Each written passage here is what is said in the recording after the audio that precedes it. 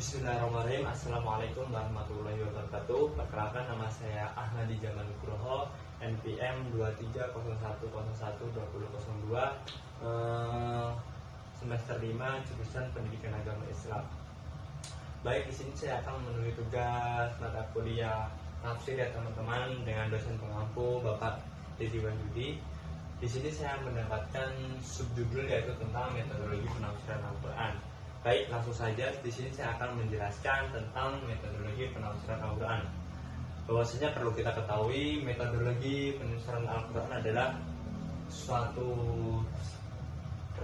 seperangkat prinsip dan metode untuk para mufasir untuk menjelaskan ayat suci Al-Quran, yang mana tujuannya itu adalah untuk menumbuhkan atau menciptakan para mufasir yang akurat dan tidak salah-salah. Maka dari itu, metodologi penafsiran adalah seperangkat yang mana yang digunakan para mufasir untuk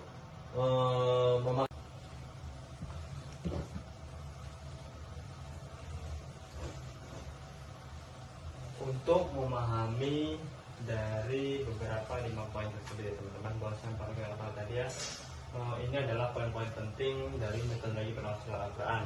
Langsung saja teman-teman, dari metodologi penafsiran itu ada 5 poin penting yang perlu kita ketahui. Yang pertama itu ada tafsir bi al-matsur, yang kedua itu ada tafsir bi ra'yi, dan yang ketiga itu ada tafsir bi syar'i, terus yang keempat ada tafsir bi ilmi, terus yang kelima itu ada tafsir adabi ijtima'. Tadi kita sudah memahami dan pengertian apa itu dari metodologi penafsiran Al-Quran. Maka dari itu, para mufasir itu harus bisa menguasai dari 5 poin tersebut. Yang pertama itu tafsir bil matsur. Apa itu tafsir bil matsur? Tafsir bil matsur itu menjelaskan bahwasanya itu tentang tafsir yang mana riwayatnya itu dari riwayat, ya teman-teman. Yang mana bisa dijelaskan dari Nabi Muhammad SAW, yang bisa diambil dari hadis, dari perkataan Nabi Muhammad SAW, dari perbuatannya, bahkan dari para sahabat. Yang mana kita bisa mengambil poinnya itu penting itu biasanya juga dari ayat suci Al-Quran. Maka dari itu, ini adalah dari poin yang pertama yang diambil dari tafsir bi al-matsur. Tafsir al-matsur itu adalah tafsir dari riwayat dari kanjeng Nabi Muhammad SAW. Terus yang kedua itu ada tafsir bi ar-ra'yi. Apa itu tafsir bi ar-ra'yi? Bahwasanya perlu kita ketahui, tafsir bi ar-ra'yi adalah tafsir dengan akal, yang mana kita harus menggunakan akal sehat kita, yang mana telah dijelaskan beberapa ini yang telah saya dapatkan. Al-aqlu salimu fil jismi salimi. Akal yang sehat itu terdapat pada badan yang sehat. Maka dari itu, tafsir bi ra'yi itu metode penafsiran yang menggunakan akal sehat, logika, bahkan pemahaman dalam bahasa Arab. Bahkan dari tafsir bi ra'yi itu menggunakan logika. Maka dari itu, ini adalah tafsir yang sangat mendalam sekali dalam pemikiran dan bisa memainkan dengan logika. Terus yang selanjutnya menjelaskan bahwasanya bisa menggunakan pemahaman dalam bahasa Arab. Bahkan ini kita harus bisa mempelajarinya dalam bahasa Arab. Tapi kita harus mempelajari dari beberapa kitab sebelum menggunakan bahasa Arab, itu dari nahwunya, bahkan dari syorobnya. Terus tafsir bi ra'yi ini dia untuk menjelaskan beberapa maknanya. Jadi teman-teman, ini menggunakan akal yang sehat.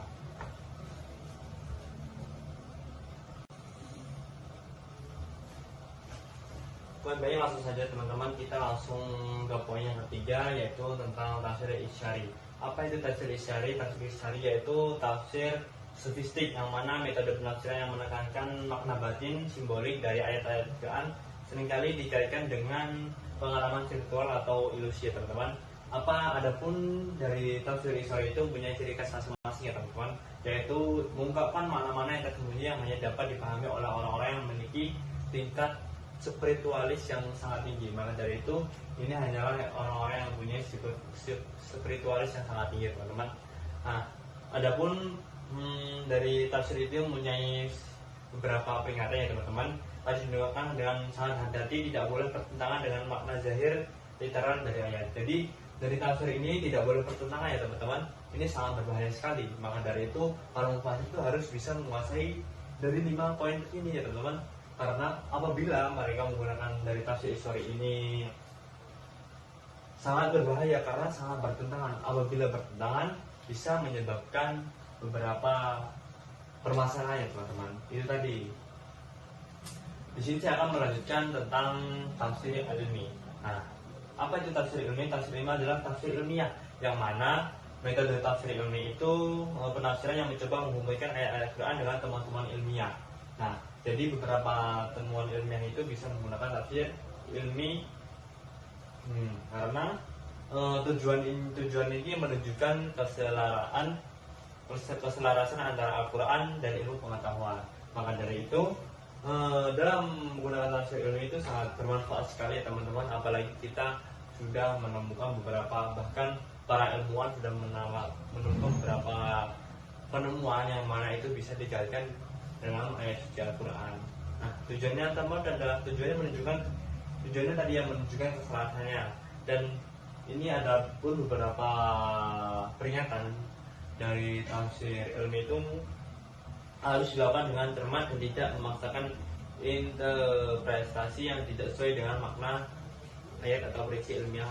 Maka dari itu kita tidak boleh menafsirkan secara asal-asalan. Kalau belum tidak valid, tidak sesuai ayat, kita tidak boleh menafsirkan.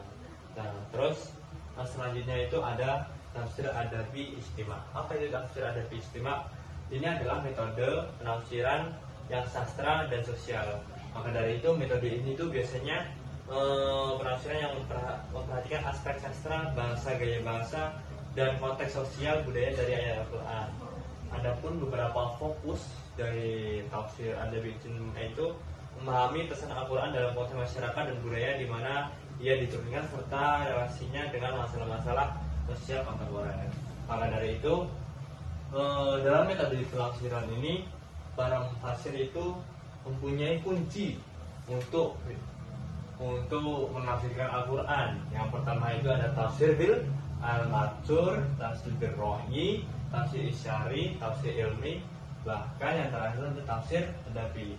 Apabila mufasir bisa menguasai dari beberapa poin, 5 poin penting ini, maka apa yang ia tafsirkan tidak akurat dan bisa menjadi sebuah permasalahan. Nah, di sisi lain, adapun prinsip-prinsip dasar dalam penafsiran Al-Quran ya. Di sini ada prinsipnya ya teman-teman, tidak asal-asalan dalam menafsirkan Al-Quran, bahkan dalam metodologi penafsiran Al-Quran. Di sini ada beberapa prinsip dasar dalam penafsiran Al-Quran. Yang pertama itu ada memahami bahasa Arab. Ini adalah poin yang penting, yang mana Al-Quran itu menggunakan bahasa Arab. Tidak mungkin juga Al-Quran menggunakan bahasa Indonesia. Maka dari itu, dalam prinsip dasar ini, bahasa Arab itu adalah dinomorkan yang nomor 1. Karena kita harus memahami bahasa Arab, yang mana bahasa Arab itu kita harus menguasainya dari nahwinya, bahkan dari sorobnya.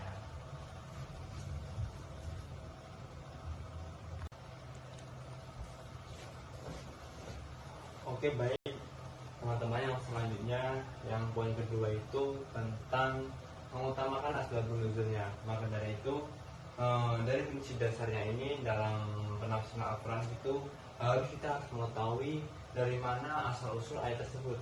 Nah, maka dari itu apabila kita tidak mengetahui asbabun nuzulnya ayat tersebut dari mana, ini bisa salah ya teman-teman. Maka dari itu prinsip dasarnya aja bisa didasari oleh asbabun nuzulnya. Dari mana? Kita harus mengetahui asbabun nuzulnya itu dari mana aja.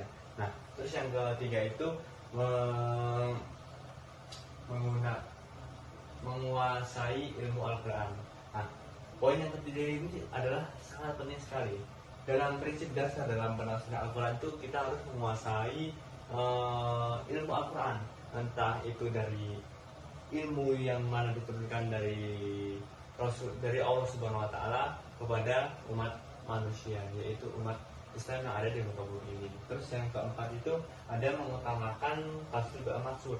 Kenapa mengutamakan tafsir al-maksur? Dikarenakan tafsir al-maksur itu tafsir yang beriwayat, yang mana itu dari Rasulullah SAW langsung. Oke teman-teman, bahwasanya perlu kita ketahui tadi tafsir al-maksur itu adalah tafsir riwayat yang mana dari Rasulullah SAW. Maka dari itu dalam prinsip dasar dalam penafsiran Al-Quran yaitu mengutamakan tafsir abil maksur. Itu poin yang keempat. Terus poin yang kelima yang terakhir itu tidak bertentangan dengan akidah. Apabila bertentangan dengan akidah maka itu muncullah sebuah permasalahan. Maka dari itu dalam prinsip dasar bertafsir Al-Quran itu ada 5 poin dan metodologi penafsiran itu ada 5 poin penting juga. Maka dari itu ini adalah penjelasan yang bisa saya sampaikan dan saya paparkan kepada teman-teman sekalian. Mungkin ini yang bisa saya sampaikan. Kurang lebihnya mohon maaf. Wassalamualaikum warahmatullahi wabarakatuh.